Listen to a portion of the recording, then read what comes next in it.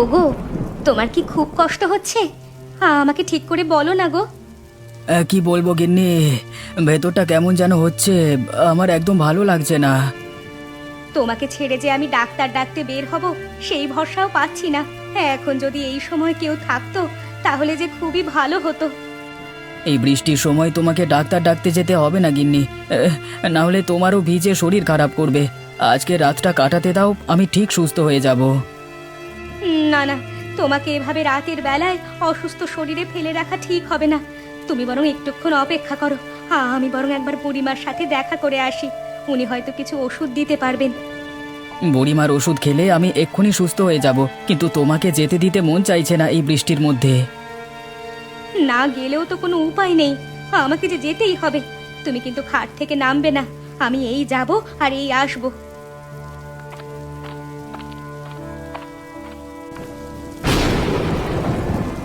বুড়িমা, বাড়িতে আছেন?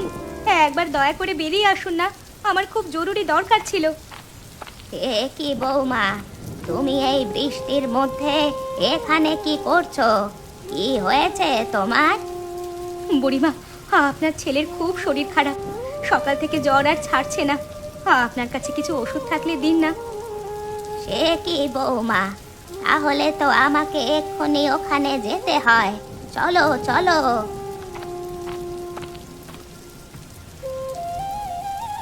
বাবা সুরেশ, কি হচ্ছে তোমার? প্রচণ্ড জ্বর, গা হাত পা খুব ব্যথা করছে। আপনি কিছু একটা ওষুধের ব্যবস্থা করুন। আপনার ওষুধ খেয়ে আমি আগেও অনেকবার সেরে উঠেছি। ও ভয়ের কিছু নেই বৌমা, এই আবহাওয়ার জন্য তার উপরে জলে ভিজে শরীরটা দুর্বল হয়ে গেছে। আমি এই ওষুধটা দিয়ে যাচ্ছি, তুমি ওকে রাতের বেলা খাইয়ে দিও, কেমন? বুড়িমা, ও সুস্থ হয়ে যাবে তো? কোনো চিন্তা করো না, কালকে সকাল বেলাতেই দেখবে একদম সুস্থ হয়ে গেছে। কই মা, কোথায় গেলে তোমরা? আমি এসেছি গো। বাবা তুমি তুমি এসেছো, আমার যে কি আনন্দ হচ্ছে। বাবা, আমার জন্য তুমি কি এনেছো? এনেছি এনেছি, তোমাদের জন্য নতুন জামা এনেছি। এই বোন, বাবা তো এইমাত্র এলো, এখন থেকে তুই এসব শুরু করে দিলি? বাবা তুমি ঘরে এসো, অনেক দূর থেকে এসেছো, তুমি অনেক ক্লান্ত হয়ে পড়েছো। হ্যাঁ হ্যাঁ মা, ঠিকই বলেছিস, খুব খিদে পেয়েছে। কিছু একটা ব্যবস্থা কর না মা। তুমি হাত মুখ ধোও বাবা, আমি তোমার জন্য খাবারের ব্যবস্থা করছি। হুম, আহা মা, তোর হাতের রান্নার স্বাদ কিন্তু দারুণ হয়েছে। বাইরে থাকলে তোর হাতের রান্না খেতে খুব মন চায় রে। সত্যি, আমাদেরও তোমার জন্য খুব মন খারাপ করে বাবা। তোর ঠাকুমাকে তো দেখতে পাচ্ছি না, কোথায় গেছে সে? কোথায় আবার যাবে বাবা, ঠাকুমা কি ঘরে থাকবে? সে অন্য লোকের বাড়িতে কাজ করতে গেছে। আমি কতবার করে বারণ করেছি, বলেছি আমরা দুজন কাজে যাচ্ছি, কিন্তু সেই কথা ঠাকুরমা শুনবেই না। আসলে বয়সটা তো অনেকটা হলো, তাই ভয় হয়। তো ঠাকুমা আজকে এলে একটু বোঝাতে হবে ভালো করে। বাবা, আমার জন্য কি জামা এনেছো তুমি? বুঝতে পারছি রে মা, আমি খেয়ে নিই, তারপর তোদের জন্য কি কি এনেছি সেটা আমি দেখাচ্ছি।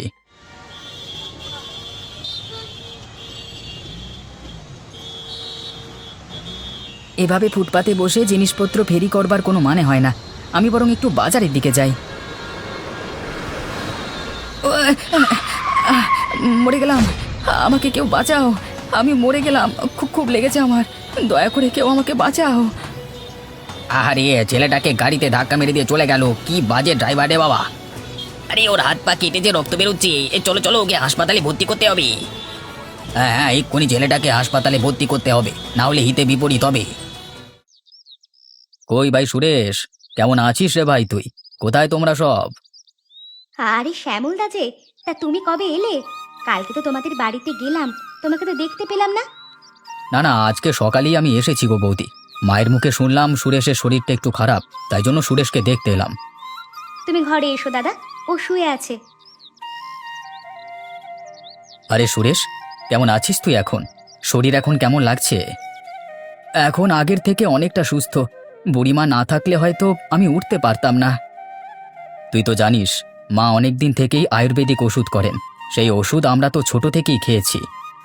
আমি এখনো খাই ভাই, ওষুধের দিক থেকে আমরা বুড়িমাকে বেশি বিশ্বাস করি। বুড়িমার ওষুধ মানে আমি সুস্থ হবই হব। তা তুই কবে এলি? আমি আজকে এসেছি। এসেই মায়ের মুখে তোর কথা শুনে দেখতে চলে এলাম। আসলে আমার বন্ধু বলতে তো তুই একজন। এই কয়েক মাস বাদ কাজ থেকে ফিরে মনে হয় যে বন্ধুদের সাথে একটু আড্ডা না দিলে হয় না। তা যা বলেছিস ভাই, ছোটবেলার দিনগুলো কত সুন্দর ছিল বল। আর এখন তোর দুটো মেয়ে বড় বড় হয়ে গেল। হ্যাঁ রে ভাই, ওদের জন্যই তো সব কিছু করা। ওদের বিয়ে দিতে হবে, এটাই এখন আমার দায়িত্ব। তা মেয়ের জন্য কি কোনো পাত্র দেখেছিস? এখনো পর্যন্ত কোনো পাত্র দেখিনি, তবে তোকেও বলে রাখছি, তোর সন্ধানে যদি কেউ থাকে তাহলে আমাকে বলিস, কেমন? ঠিক আছে রে, আমি অবশ্যই বলবো। পায়েল এবং দোয়েল তো আমারও মেয়ের মতো। ঠিক আছে সুরেশ, তুই বরং একটু সুস্থ হয়ে নে। বিকেলের দিকে আমি না হয় আবার আসবো, কেমন? সে কি শ্যামলদা, তুমি এতদিন বাদে আমাদের বাড়িতে এলে, কিছু খেয়ে যাও। হবে হবে, সব হবে। পরে না হয় একদিন খেয়ে যাবো। হ্যাঁ, এখন চলি। আয় বাবা, তুই এইমাত্র এলি? এইদিকে যে একটা দুর্ঘটনা ঘটে গেছে।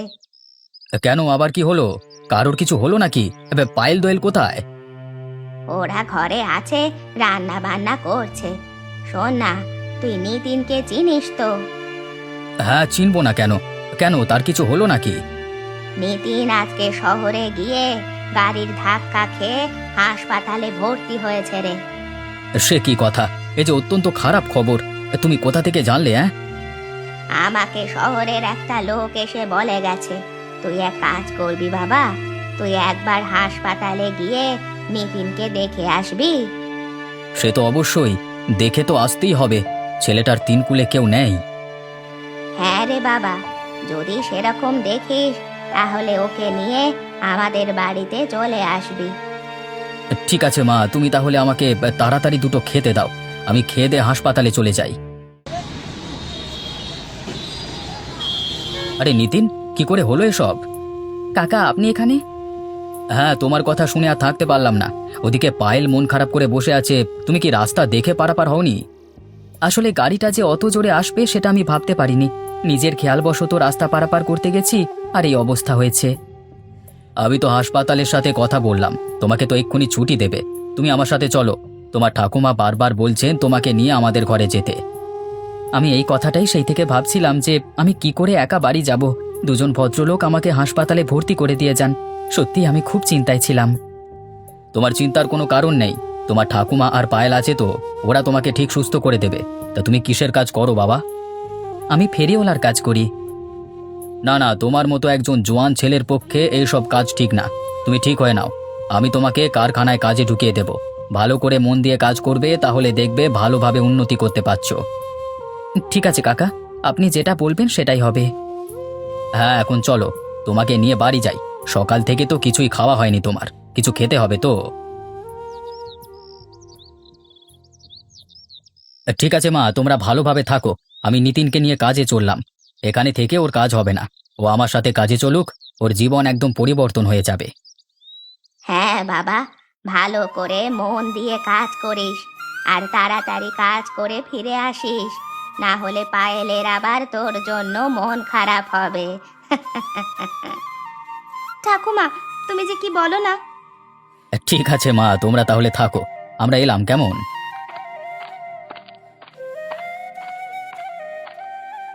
আবার কমাস বাদে কাজ করে যে ফিরবে কে জানে। দুঃখ করো না ঠাকুরমা, বাবাকে তো কাজ করতে যেতেই হবে। আমরা তো আছি ঠাকুমা, তোমাকে দেখবার জন্য। হ্যাঁ মায়েরা, তোরাই তো আমার জীবন। তোদেরকে ছাড়া আমি থাকবো কি করে বল দেখি। আচ্ছা মা, তোরা ঘরে থাক, আমাকেও তো এবার কাজে বেরোতে হবে। ঠাকুমা, একটা কথা বলি তোমাকে, তোমার তো বয়স হচ্ছে, এবার তুমি আর কাজে না গেলেই নয়। আমি কাজে না গেলে সংসার চলবে কি করে?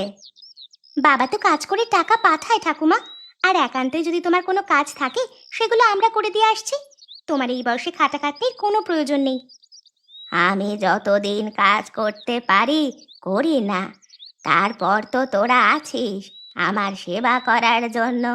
আচ্ছা মা, তোরা বস, আমি আসি, কেমন?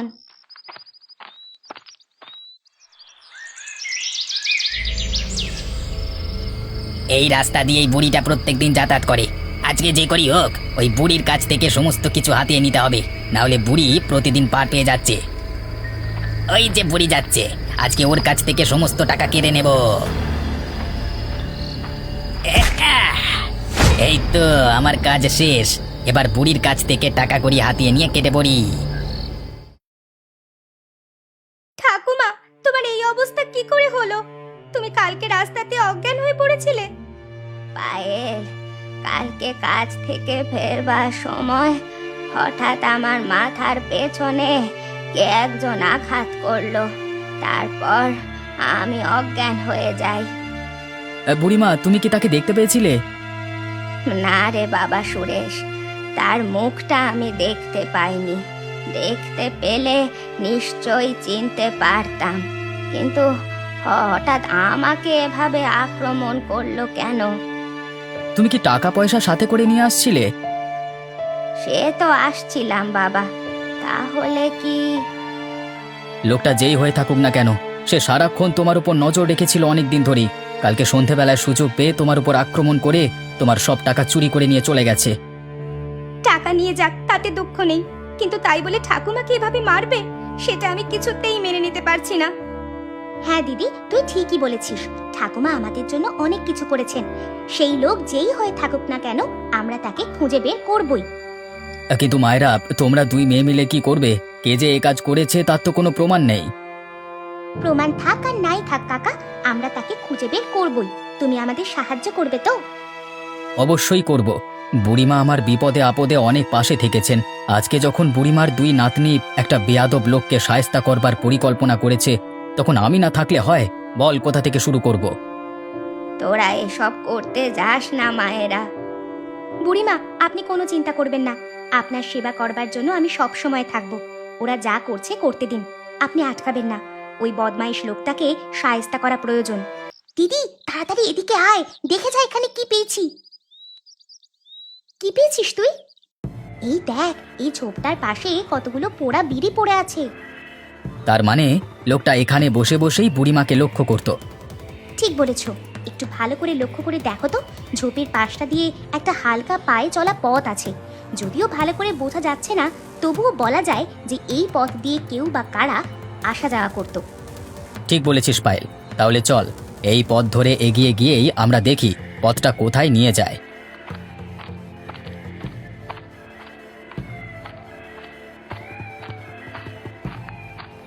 পথটা এখানে এসেই শেষ হচ্ছে। কাকা, ওই কুটিরটা কার বলো তো? গ্রামের শেষে যে একটা কুটির আছে, সেটাই তো আমি জানতাম না। আচ্ছা দাঁড়া তো, একবার আমি চুপি চুপি গিয়ে দেখে আসি। আরে, এই লোকটা এখানে কি করছে? তুমি কি লোকটাকে চেনো? হ্যাঁ, লোকটাকে আমি চিনি। দূরের এক গ্রামে আমি যখন বাজার করতে যেতাম, সেই সময় এই লোকটা চুরির দায়ে ধরা পড়েছিল। বলো কি কাকা, তাই নাকি? তাহলে আর বলছি কি পায়েল, সেখান থেকে পালিয়ে এসে এখন এই চোর আমাদের গ্রামে এসে উঠেছে। আর গ্রামের শেষে এই ফাঁকা বাড়িটা পেয়ে এখানে এসে আস্তানা স্থাপন করেছে।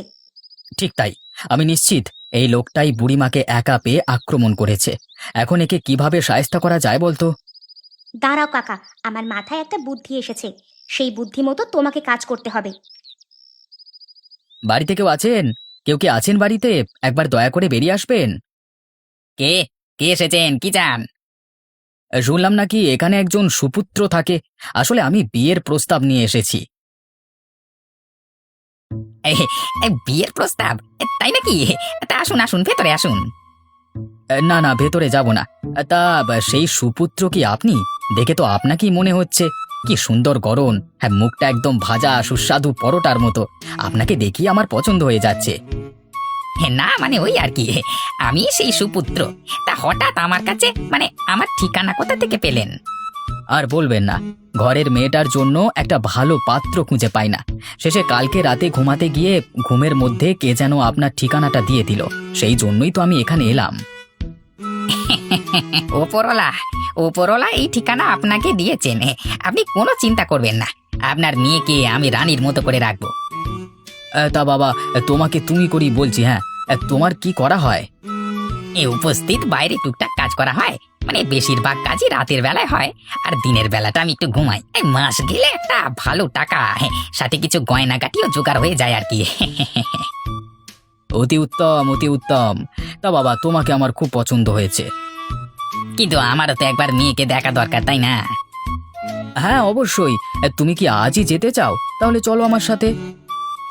চলুন যাওয়া যাক, দিনের বেলায় তো কোনো কাজ থাকে না, একবার আপনার কন্যাকে দেখিয়ে আসি।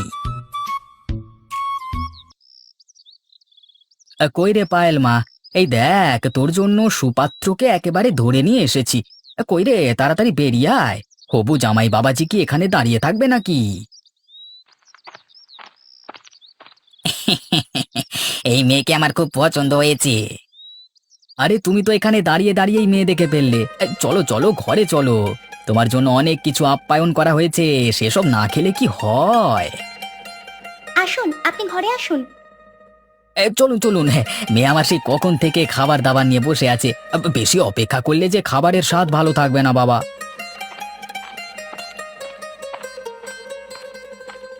আপনি ঘরের দরজা বন্ধ করলেন কেন? না না, ভেতরের কথা বাইরের লোকজন জানলে অসুবিধে আছে। বাইরের লোকের নজর লেগে গেলে খুব অসুবিধে। কই রে মা পায়েল, ওনার জন্য শরবতটা নিয়ে আয় তাড়াতাড়ি।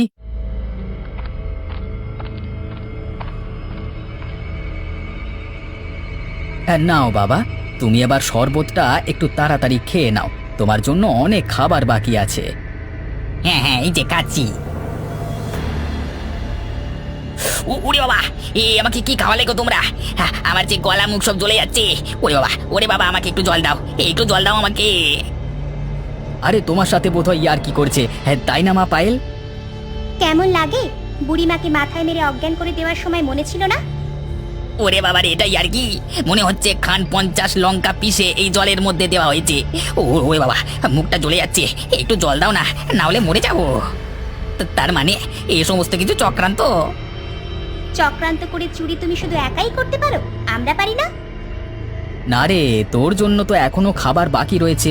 মা পায়েল, তুই জলদি গিয়ে বড় লাঠি দুটো নিয়ে আয় তো, আর তোর বোনকে ডেকে নিয়ে আয়, ওকে যে ঠ্যাঙাতে হবে। ওরে বাবা, আমাকে আর মেরো না তোমরা, আমার যে সারা গা হাত পা ব্যথা হয়ে যাচ্ছে। এবার সত্যি করে বল, তুই বুড়িমার সব টাকা চুরি করেছিস তো? হ্যাঁ দাদা, সব টাকা চুরি করেছি আমি। দিয়ে দেবো, সব টাকা দিয়ে দেবো। সে তো দিতেই হবে, টাকা ফেরত না দিয়ে তুই যাবি কোথায়? দিদিভাই এবারের মতো ক্ষমা করে দাও, আর কোনো দিন তোমার দিকে চোখ তুলে তাকাবো না, আমি সব টাকা ফেরত দিয়ে দেব। পায়েল, তোর হবু বর তোকে শেষে দিদিভাই বলে দিল, এই দুঃখ তুই রাখবি কোথায়?